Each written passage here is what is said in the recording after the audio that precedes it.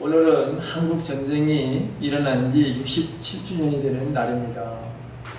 67년 전에 6월 25일 그날도 여러분 주일이었고 67년도 새벽 4시에 북한의 기습적인 남침으로 민족사의 최대 비극인 한국전쟁이 반발을 했습니다.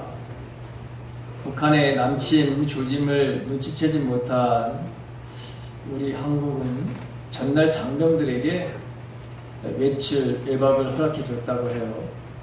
이 때문에 전방 지역에는 병력의 3분의 1 정도가 자리를 비웠답니다.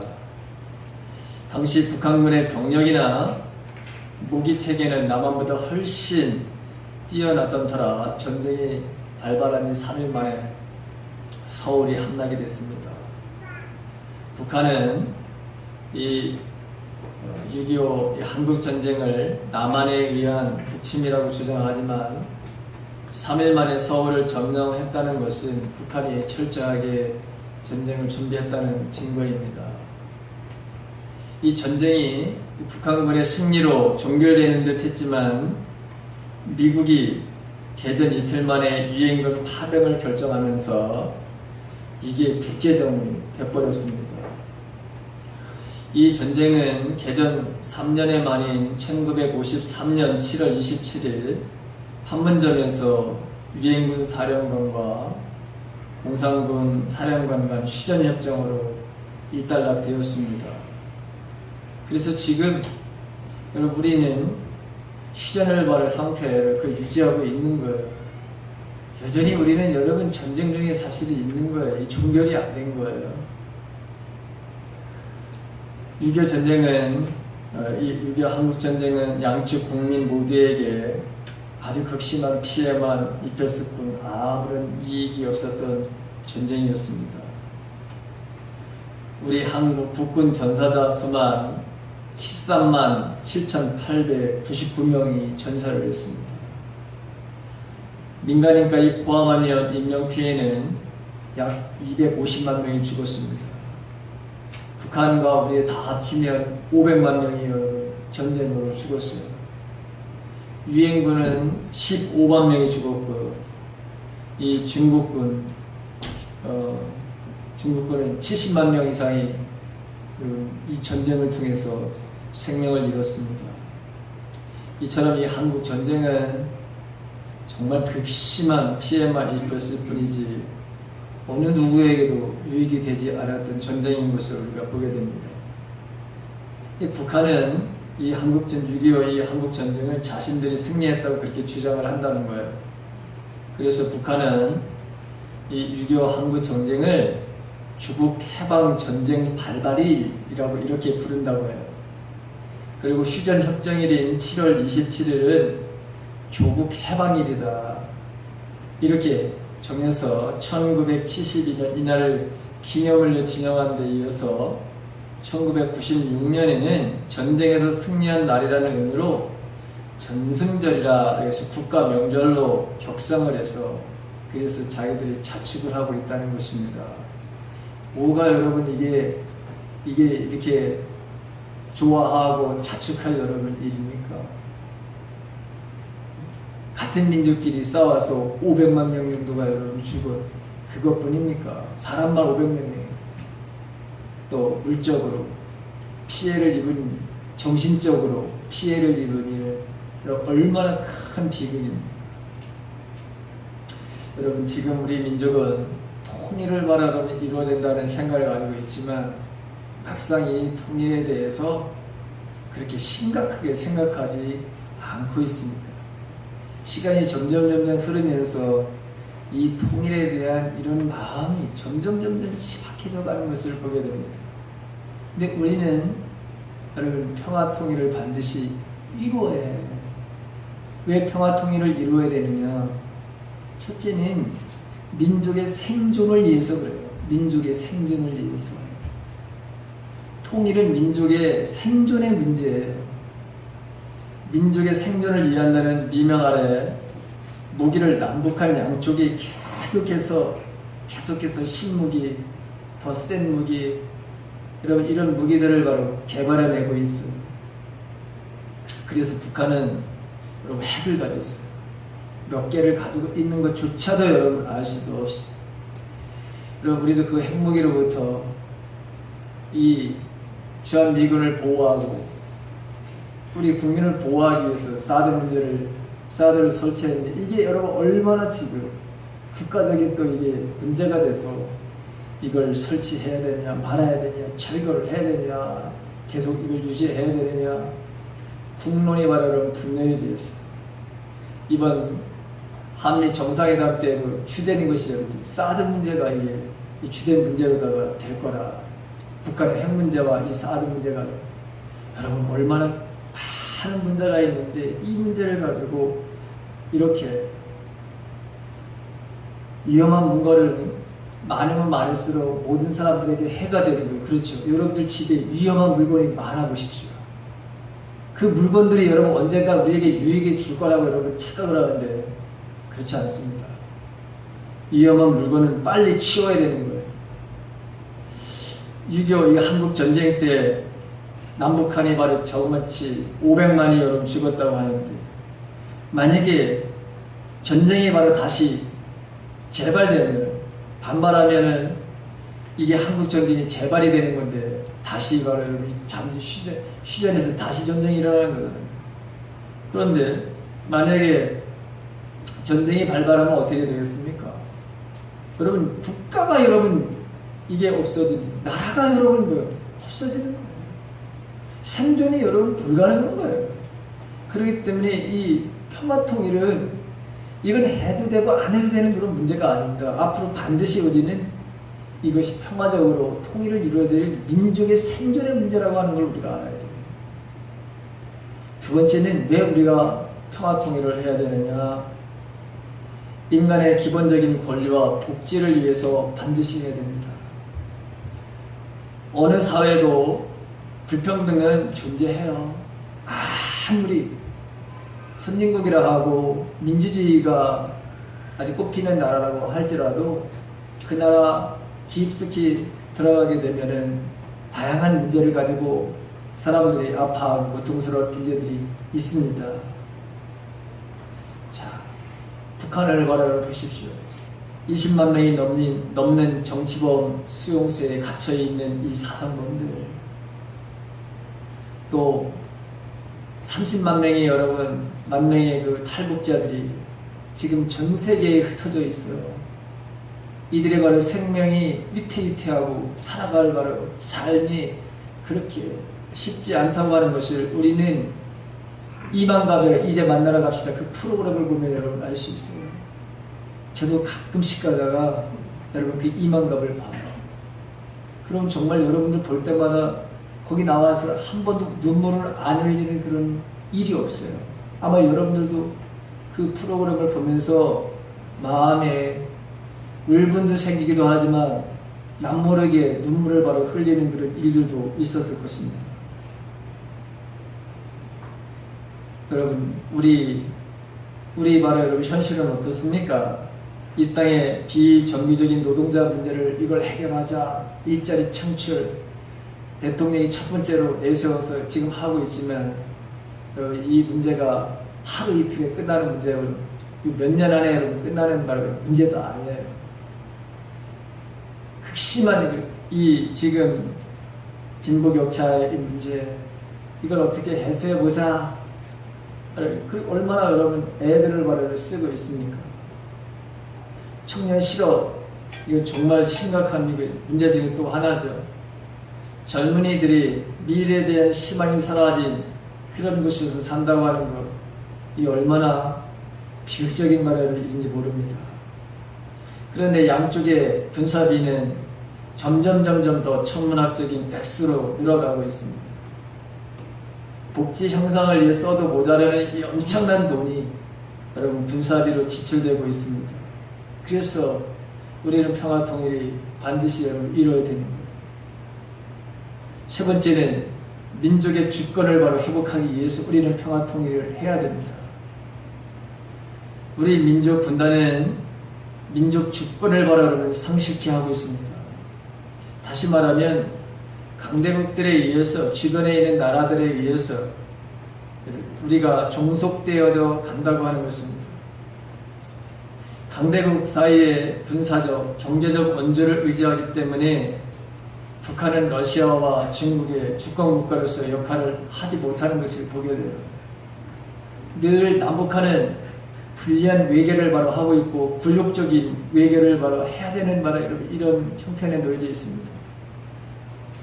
우리도 미국, 중국, 일본, 러시아의 그 나라로부터 우리가 우리나라의 주권을 바로 행사하지 못하고 있습니다. 이게 바로 여러분 얼마나 비극적인 일인지 몰라요. 저와 여러분들은 지금 이 정도 내가 먹고 살고 하는데 그게 무슨 상관이야? 지금 내가 이 정도 살고 있으면 먹고 살면 되지. 근데 여러분 우리 후손들이 우리보다 잘 산다고 잘 살 거라고 어떻게 여러분, 그리고 우리가 살고 있는 이 시대 어떤 일이 벌어질지 알 수가 없어요. 그렇다면 우리가 주권적으로 뭘 하는 게 없어요. 할 수가 없어요. 그거 그 시기였기 때문에. 그리고 여러분 우리가 왜 통일이 돼야 되느냐? 우리가 민족의 양심이 바로 여러분 사라져가기 때문에 그래요. 양심이 바로 여러분 이게 완전히 화이는 거죠. 양심에 바로 여러분 가책을 느끼지도 않아요. 보십시오. 분단의 바로 여러분 세월이 흘리면서 정치와 이념의 차이로 수많은 우리 젊은이들이 바로 여러분 죽어나갔어요. 여전히 지금도 마찬가지 이게 계속되고 있지 않습니까? 무서운 사실입니다. 북한의 무분별한 바로 국지전으로 인해서 수많은 피해를 여전히 우리는 보고 있어요. 서해해전, 그 위에 바로 연평해전이라고 하는 걸 통해서 또 몇 년 전에는 목침, 지뢰로 인해서 우리 자녀들이 바로 이렇게 바로 생명을 바로 잃는 일이 얼마나 여러분 많은지 몰라요. 여러분 여러분들이 이제 연세 드신 분들은 다 자녀들이 제대를 해서 그래서 아무 염려가 없을지 모르지만, 그런데 여러분 우리 자녀들이 얼마나 많이 여러분 다치고 군대 가서 그리고 생명을 바로 여러분 잃는 일이 얼마나 많은지 몰라요. 이 아이들이 군대에 적응을 하지 못해가지고 자살을 하는 애들이 얼마나 많은지 몰라요. 여러분 우리가 생각할 때는 아니 한가하니까 자살을 하지 뭐 이런 생각을 여러분 혹시라도 여러분 가질 수 그렇지 않습니다. 천성적으로 여러분 또 신체적으로 병들게 되면 거기는 내 마음대로 모든 것을 바로 할 수 있는 그런 바로 체계가 아닙니다. 너무나도 많은 사람들이 아픔과 고통을 당하고 있습니다. 여러분 상대방에게 여러분 이 적이 되게 되면 양심이라는 게 어디 있습니까? 어떤 악을 가해도 양심에 바로 가책이 없습니다. 이것이 바로 전쟁이 저지르는 최대 악 중의 악입니다. 전쟁에는 여러분 양심이 없습니다. 우리가 한국전쟁 동안 수백만을 죽이고 양심에 바로 가책을 서로가 느끼질 않아요. 서로가 잘못해서 서로가 그래서 우리는 정당하다는 그런 생각들만 가지고 있지 양심에 바로 가책이 없습니다. 며칠 전에 강대훈이라고 하는 전 학도의원군 회장이었던 분의 글을 제가 여러분 봤어요. 이분이 올해 82세인데 중학교 3학년 때 전쟁이 일어났어요. 중학교 3학년 때 7월 22일 날 호림 부대를 따라 전선에 나갔습니다. 그분이 그래요. 조국을 위해서 집을 나섰지만 처음에는 총을 잡고 아무것도 몰라 어리둥절했다. 이런 중학교 3학년짜리가 갔으니 바로 당연하겠죠. 그런데 동지가 총에 맞기 시작하니 그저 이들을 지키고 살아야 되겠다는 생각만으로 전투에 몰입하게 됐다. 3개월 동안 전쟁에서 생활하다가 귀가 명령을 받고 집에 돌아왔습니다. 집에 돌아와 보니까 집은 초토화됐습니다.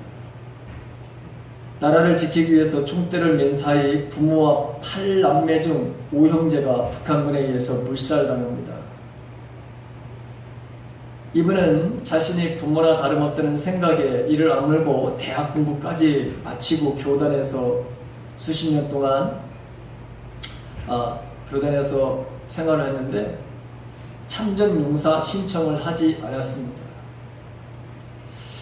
이분의 가족들 직계를 포함해서 57명이 여러분 희생이 됐어요.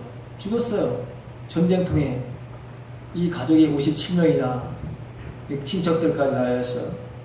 근데 아무도 국가보훈처에 등록하지 않았습니다. 왜 안 했느냐? 이유가 이런 거예요. 이승만 전 대통령이 후퇴하면서 국민에게는 생애를 종사하라고 거짓말을 했다. 그런 대통령과 정부를 어찌 믿고 혜택을 보면 얼마나 보겠느냐는 마음이었다. 그래서 여러분 자기를 포함해서 57명이 희생자가 되고 했지만 국가보훈처에다가 등록도 하지를 않았다는 거예요. 여러분 양심이 이렇게 대통령이 속였습니다. 전쟁이라는 게 이런 것이다. 대통령도 양심이라는 게 여러분 그 전쟁에는 소용. 그러면서 이분이 전국에서 학생 5만 명 정도가 종군을 했는데 7천 명 정도가 전사를 했다. 근데 이게 여러분 기록된 것이죠. 이게 행방불명된 사람들은 여기 포함되니까 알았어요. 그러니까 이게 다 숫자로다가 얼마가 여러분 징집이 되는지도 모르는 거예요. 얼마가 죽었는지도 모르는 거예요. 정확한 거예요. 근데 대략 5만 명 정도가 종군을 했는데 7천 명 정도가 여러분 학생들이 죽은 거예요. 여러분 전쟁은 자기도 그래요. 무슨 양심의 가책이 있냐. 지금 자기 친구가 죽어나가는데 거기에도 대고 여러분 무슨 양심이 있냐는 거예요. 그래서 여러분 우리는 점점 양심이에요. 이게 여러분 무뎌져가는 거예요. 사람을 그냥 죽여도 되는 것 같이 이 북한에서 여러분이 하는 걸 보십시오. 자, 오늘 이 본문에 있는 말씀을 보게 되면 예수님이 감람산이라고 하는 그곳에 가셔서 기도하시고 내려오시면서 예루살렘 성을 보시면서 큰 소리로 우셨다. 성경 그렇게 합니다. 왜 우셨느냐? 평화의 성이어야 될 예루살렘이 인간의 제약으로 말미암아 평화를 잃어버리고 전쟁으로 말미암아 비참하게 멸망을 당할 것을 주님은 알고 계시는 거예요. 이 이스라엘이 여러분 완전히 전쟁으로 인해서 이제 비참한 일들을 경험하게 될 것이다. 그런데 이 멸망의 미래를 모른 채 제약으로 잠든 백성을 보시니 눈물이 나오지 않을 수밖에요. 멸망할 때가 오면 원수들은 토성을 쌓고 너를 사방으로 가두고 너와 네 자녀들은 땅에 내어질 것이고 성은 돌 하나도 남김없이 무너질 것이다. 그것은 너희가 내 말을 듣지 않기 때문이다. 이렇게 말씀하고 있잖아요. 과연 이 말씀대로 주후 70년경에 로마의 침략에 의해서 어린아이들이 버림을 당하고 수많은 사람들이 포로로 끌려가고 성 안에 갇혀있던 사람들은 굶어 죽어야 되는 이런 일들이 여러분 실제로 일어난 거예요. 왜 이런 일이 일어났느냐? 평화의 왕으로 오신 주님을 여러분 용접하지도 않고 그 주님의 말씀하시는 것들을 다 거부하고 거절했기 때문이었습니다. 예수님은 이런 침상을 눈으로 보시면서 눈물을 흘리시면서 우셨다고 했어요. 그리고 예수님이 성전에 들어가십니다. 그 성전에 들어가니까 여러분 기가 막힌 일이 벌어진 거예요. 그 성전에 장사하는 사람들, 그 성전에 하나님을 예배하고 기도하는 지배되는 교회가 오늘날로 말하면 다 장사하는 장사꾼들로 가득 차 있었습니다. 오늘 예수님은 뭐라고 말씀하시죠? 내 집은, 즉 교회는 기도하는 집이 되어라고 했는데 너희들이 바로 이 강도의 소굴로다 만들었다. 성전은 기도하는 곳이 오늘 기도하는 사람은 없고 장사치들만 우글거리는 것입니다.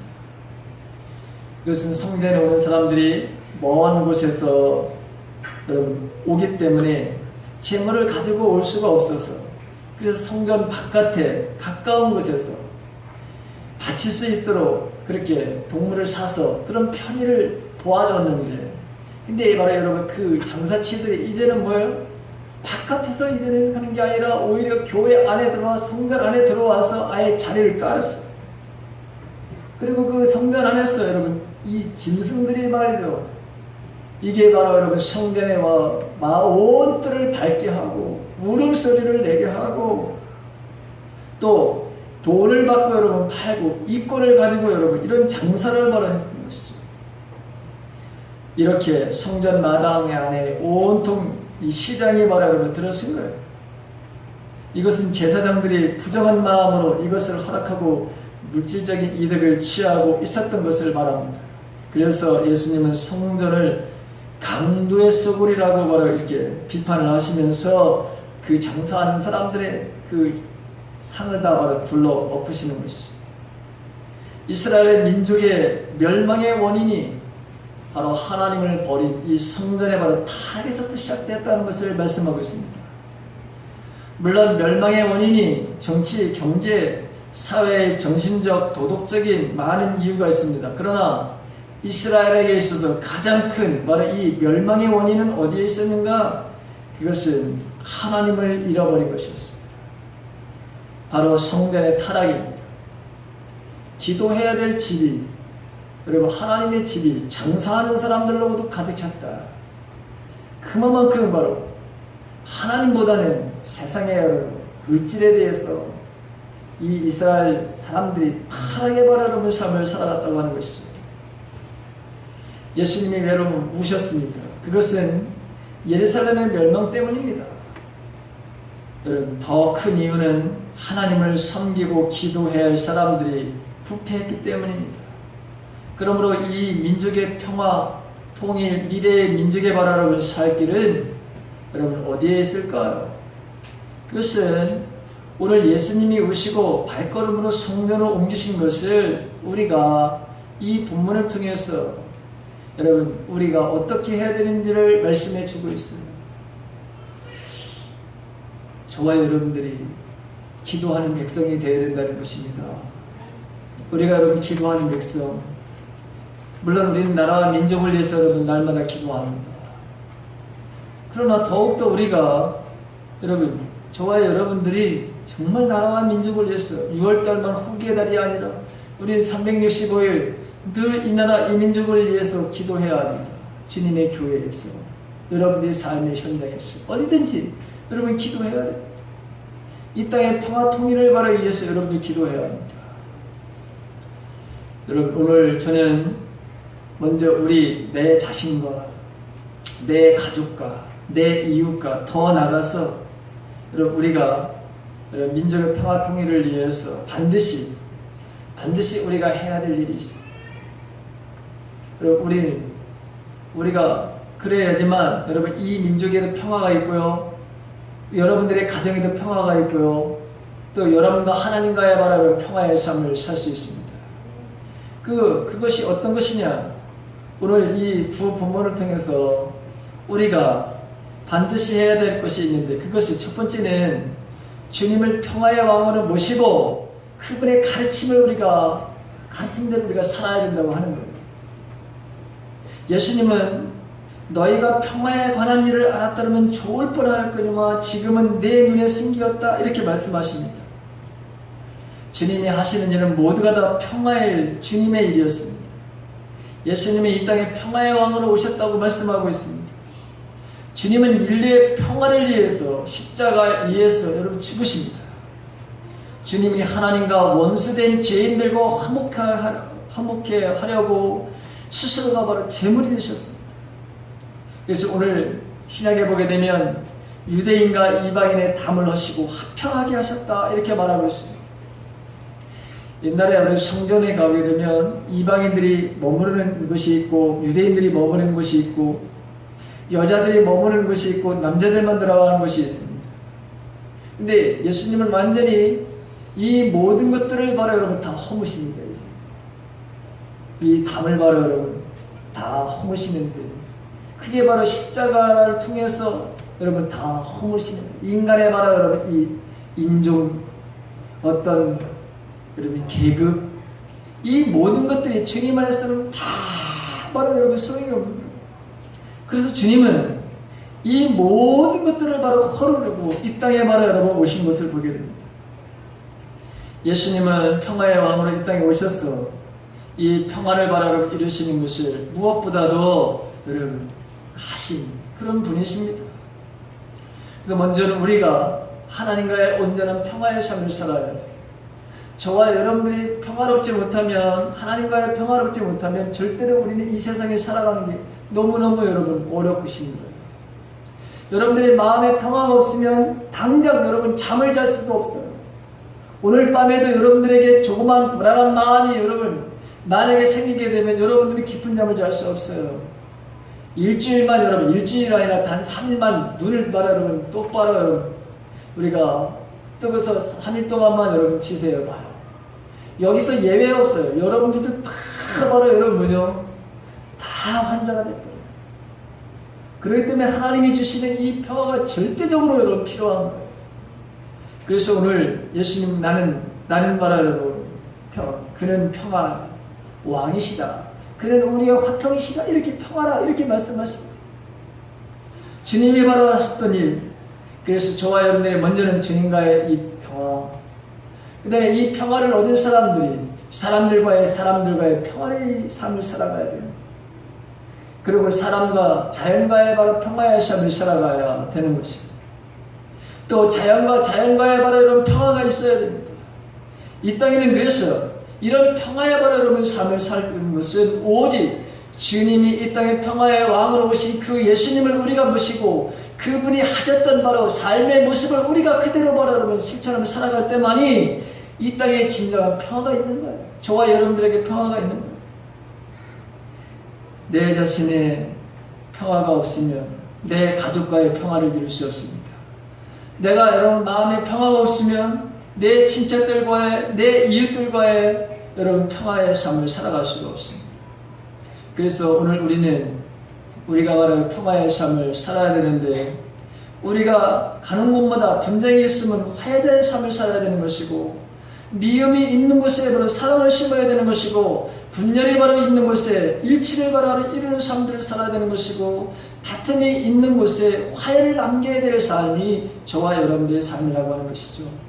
왜? 예수님은 우리에게 그렇게 살라고 우리를 부르셨고, 주님은 이 땅에 오셔서 화해자로 인생을 사셨기 때문에 평화의 왕으로 오셨지만 그분은 섬기는 자로서의 삶을 사셨고, 그래서 우리에게 평화를 바로 주신 거예요.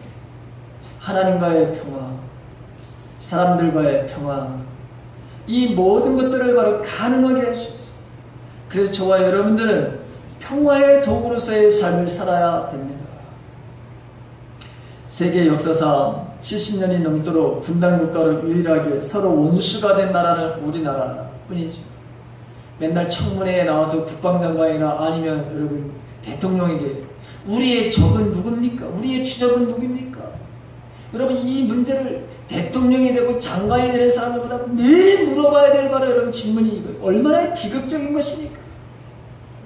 같은 동포, 같은 민족인데 주적으로다 여러분 이렇게 인생을 살아야 된다는 것이 이 얼마나 여러분 비극적인 것입니까?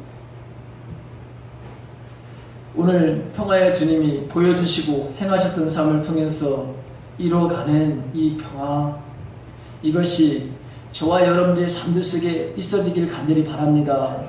그리고 이것이 여러분들의 친척과 여러분들의 이웃과 더 나아가서는 여러분 우리 민족과의 바라는 평화에 이르는 삶을 살아야 합니다. 두 번째는 우리가 용서의 삶을 살아야 합니다. 용서의 삶.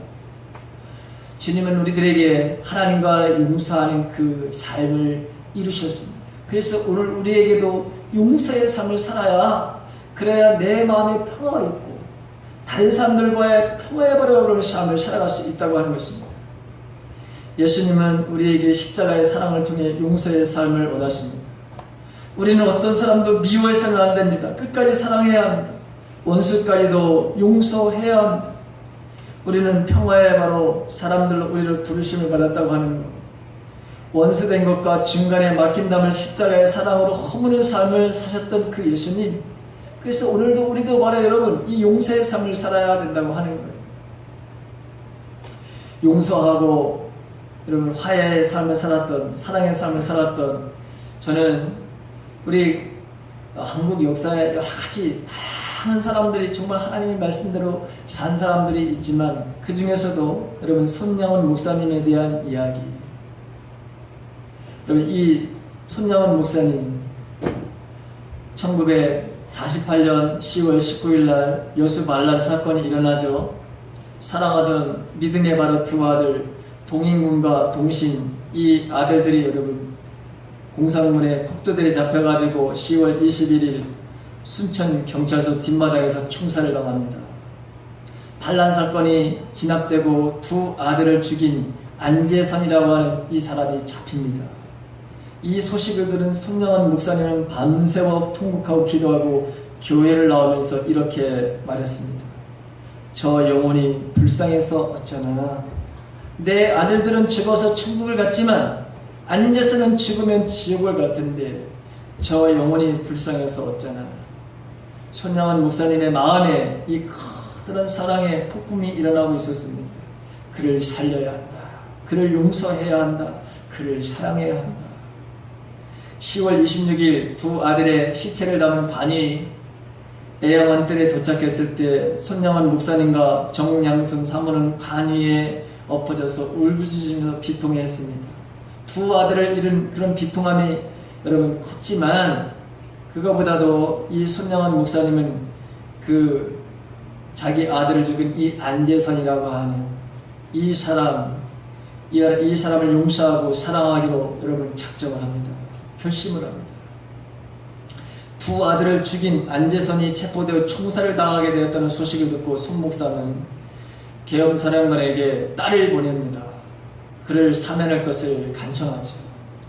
그를 양자로 삼아서 내가 교육을 시키겠다고 그렇게 손양원 목사님은 안 가겠다고 하는 반항하며 대드는 딸, 그 당시 이 딸의 이름이 동이었는데 이 딸을 설득해서 용서의 메시지를 전달하게 하십니다. 아버지는 듣지 않으려는 딸을 어떻게 설득을 했느냐? 이렇게 설득을 했습니다. 이 딸이 기록한 거예요. 동이야, 내 말을 잘 들어봐라. 딸이 동이에요. 내가 무엇 때문에 5년 동안이나 너희들을 고생시키면서 감옥 생활을 견뎌냈겠니?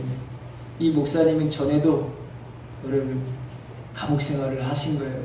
예수님 때문에, 주님 때문에. 하나님의 계명을 지키기 위함이 아니었겠느냐. 제1, 2 계명과 함께 원수를 사랑하라는 말씀도 똑같은 하나님의 명령인데 내 어찌 이 명령은 순종치 않는다는 말이냐. 원수를 사랑하라는 명령이 순종하지 않는다면 과거 5년간의 감옥살이가 모두 헛것이요 너희를 고생시킨 것도 헛고생만 시킨 꼴이 되고 만다. 그러니 동이야, 가만히 생각해 보아라. 그 학생을 죽여서 우리에게 무슨 이득이 되겠느냐? 여러분 여기에 나와 있는 이 안재선이라고 하는 어린 학생이었던 거예요. 딸은 몇 번이나 반항하며 아버지께 소리를 지르며 대들었습니다. 혹 용서는 할 수 있을지 모르나 아들을 삼는다고 하는 것은 무엇이냐고 아들씀에 달려들었습니다. 동이야, 용서만 가지고선 안 된다. 원수를 사랑하라고 했으니 사랑하기 위해 아들을 삼으려는 것이다. 딸은 자기 의지에 반해 아버지 하나님의 절대신앙에 굴복하고 말았습니다. 아버지의 말씀대로 따르겠습니다. 결국 딸은 아버지의 용서와 사랑의 메시지를 국군 신문자에게 그대로 전함으로 처형되기 10여 분 전에 원수를 살려냅니다. 동희양은 취조 군인에게 달려가서 이렇게 아버지의 메시지를 전했습니다. 아버지가 두 오빠를 죽인 자를 찾거든 매 한 대도 때리지 말고 죽이도 말라고 하셨습니다. 그를 구해 아들을 삼겠다고 하나님의 말씀에 원수를 사랑하라 했기 때문이랍니다. 그는 숨도 쉬지 않고 단숨에 말을 토해냈고는 책상에 엎드려 소리내서 울었습니다. 동이양의 말이 끝나고 동이양의 울음을 터뜨리자 방에 있던 사람들은 모두 충격을 받은 듯 했습니다. 취조를 하던 군인은 입에 물고 있던 담배가 떨어진 줄도 모르고 수숙을 꺼내 눈물을 닦으면서 위대하시다 하고 감탄의 소리를 토해냈습니다. 안재성까지도 고개를 숙인 채 흐느껴 울고 있었습니다. 손동의 권사는, 이분이 나중에 권사가 됩니다. 손동의 권사는 그때를 이렇게 해상했습니다. 이 광경이야말로 오늘까지 내 눈앞에 잊혀지지 않는 역사적인 장면의 한 토막이었다. 사랑의 원자탄이 떨어진 장면이었다. 안재선은 살아났습니다. 그리고 안재선은 석방이 되었습니다. 손 목사님은 그를 자기의 양아들을 삼아 부산 고려 성경고등학교에 보냅니다. 1950년 10월 13일 날 이 손영은 목사님이 하나님의 부르심을 받습니다. 그때 옷을 찢으며 통곡하는 1천여 명의 애양한 식구들 중에 가장 슬피 통곡하는 이가 있었는데 그가 바로 안재선이었습니다. 그 후에 결혼해서 4남매를 두고 장남은 대한신학교를 여러분 다녔다고 해요. 그 아들도 여러분 신학교를 보냈어요. 이 안재선 씨라는 분이. 그 이후에 서울 이태원 외국인 아파트에서 경비를 하면서 살았는데 평생 죄책감에 사로잡혀 어둡게 살다가 1979년도 12월 달에 세상을 떠납니다. 그 세상을 떠나기 보름 전에 이 손동의 권사를 찾아와요. 이분이. 두 사람은 손을 잡고 울었습니다. 손동의 권사는 이렇게 썼습니다. 이제 이런 거 저런 거 슬픔도 미움도 한갓 꿈에 본 듯 잃어버리는 순간이었다. 떠나려는 그의 옷자락을 붙들고 뿌리는 목을 놓아 소리 높여 울었다. 한이라도 풀듯이 미움이 애처로움으로 변하는 순간이었다. 그는 떠나면서 여전히 울음 섞인 음성으로 나에게 자기의 진실을 말했다. 동희야, 나 지금 집으로 돌아가면 곧 하늘나라로 간다. 내가 죽어서 천당에 가면 내 두 오빠에게 무릎을 꿇고 사죄하련다. 그 말을 남기고 내 곁을 떠난 그는 정확히 보름 만에 세상을 떠났다. 아마 지금쯤 저 천국에선 내 어머니, 아버지, 그리고 두 오빠와 재선 오빠가 손에 손을 잡고 이 시간 지피라는 내 모습을 지켜보며 우리 여호와 하나님을 영원히 찬양하고 있을 것이다. 여러분, 이게 주님이 우리를 향해서 하라고 하는 여러분 용서의 바라로 살려고 하는 거예요. 이런 용서가 있어야 여러분 저와 여러분의 삶 속에 주님의 평화가 임하고요. 다른 사람들의 살려낼 수 있는 삶이 우리에게 있다는 거예요. 내가 하나님과 평화가 없으면 다른 사람들과 평화를 이룰 수 없습니다. 그래서 우리는 용서의 바로를 살라고 주님은 그렇게 말씀하시는 거예요. 너희들이 해야 될 일은 용서의 삶이다. 용서의 삶.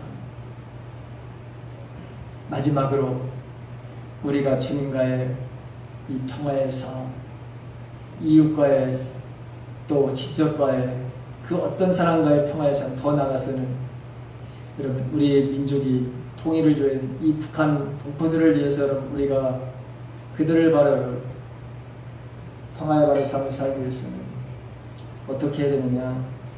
교회는 화해와 평화의 공존의 삶을 위해서 이 남북한을 한 성령 안에서 하나님께 나가도록 견인하는 삶을 살아야 된다는 것입니다. 우리는 서로 외국인도 아니고 나그네도 아니고 하나님의 가족이라는 공동체 의식을 심어 나가야 된다는 거예요. 공동체 의식. 여러분 북한 사람들 얼마나 여러분 그 정치 지도자들은 미흡지만 그 북한 동포들은 얼마나 여러분 불쌍해요. 그들은 말해 외국인도 아니에요. 나그네도 아니에요. 우리와 같이 하나님의 말하는 본속이라는 하나님의 가족이라는 거예요. 그래서 우리는 끊임없이 여러분 예수를 믿지 않은 사람들 우리 자신들도 예수님에게로 여러분 나오도록 해야지만 이 북한의 바라 여러분 지도자들 북한의 바라 여러분 주민들 주님 앞으로 하나님 앞으로 나가도록 우리가 견인하는 삶을 살아야 합니다. 어떻게 여러분 그런 견인하는 삶을 살 수 있을까요? 그것은 진실하고 신실한 사랑을 여러분 나타내는 거예요. 예수 그리스도가 십자가에서 희생제물이 되어 우리와 하나님의 평화를 위해서 희생하셨듯이 우리는 지금 이 민족의 갈등과 대립 속에서